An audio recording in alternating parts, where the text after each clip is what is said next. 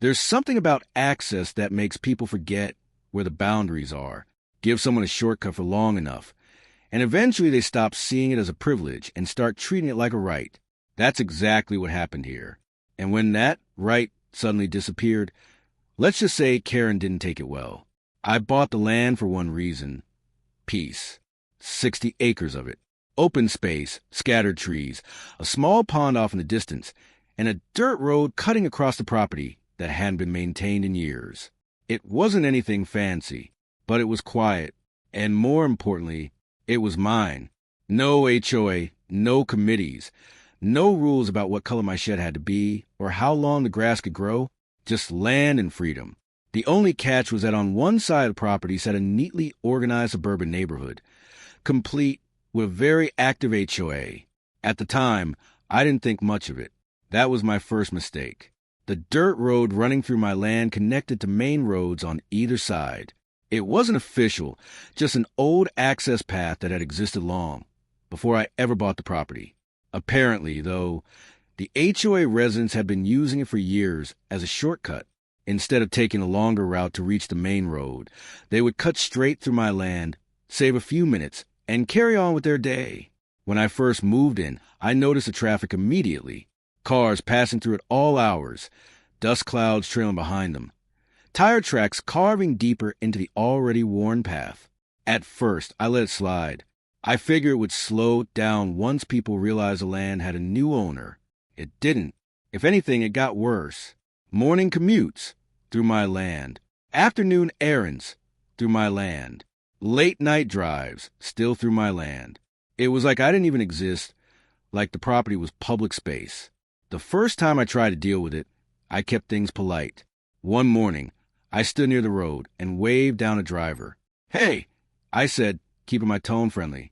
"Just so you know, this is private property."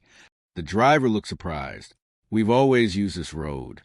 "I understand," I replied, "but I just bought the land and I'm going to be limiting access." He nodded, apologized, and turned around. I thought that might be enough. It wasn't.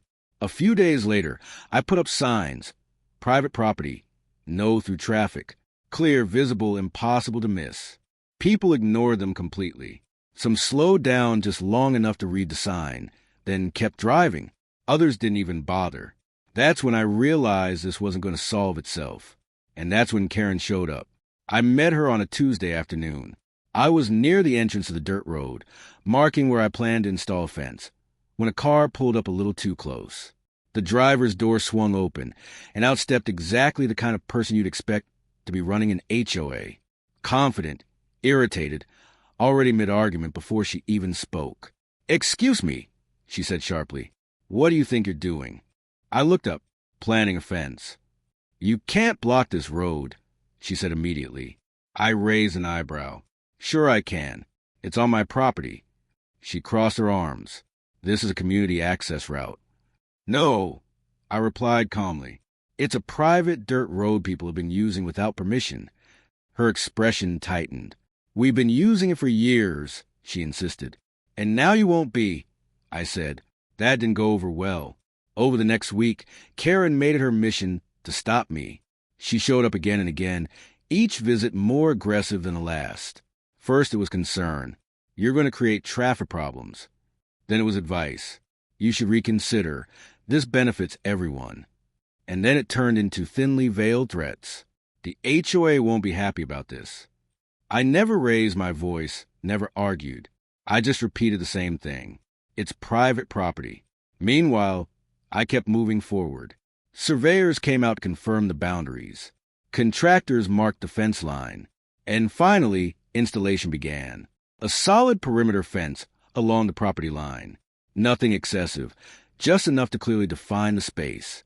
And at the main entry point, a gate, a big one, steel frame, heavy-duty hinges, lockable, impossible to ignore. The day it went up was the day everything blew up.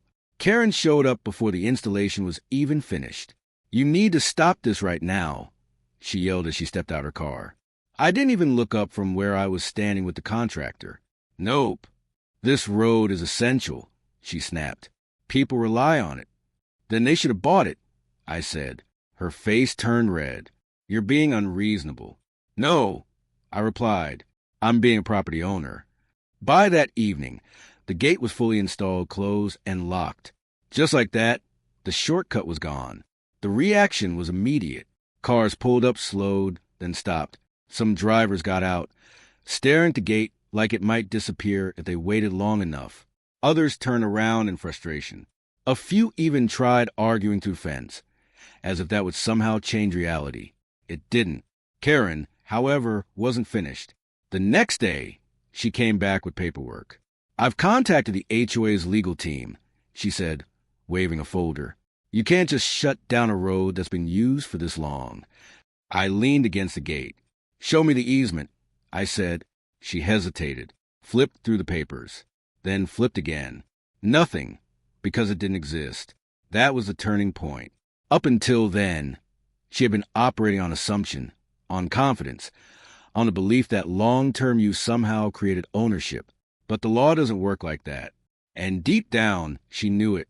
After that, the visits stopped, the arguments faded, and slowly, the neighborhood adapted. They found other routes, longer ones, less convenient ones, but legal ones. The dirt road? It's quiet now. No more constant traffic. No more dust clouds. Just the occasional sound of wind moving through the trees. Exactly what I wanted when I bought the place. The gate is still there, still locked most of the time. Not out of spite, but as a reminder, because boundaries only mean something when they're enforced. And sometimes the simplest way to teach that lesson is to close the shortcut.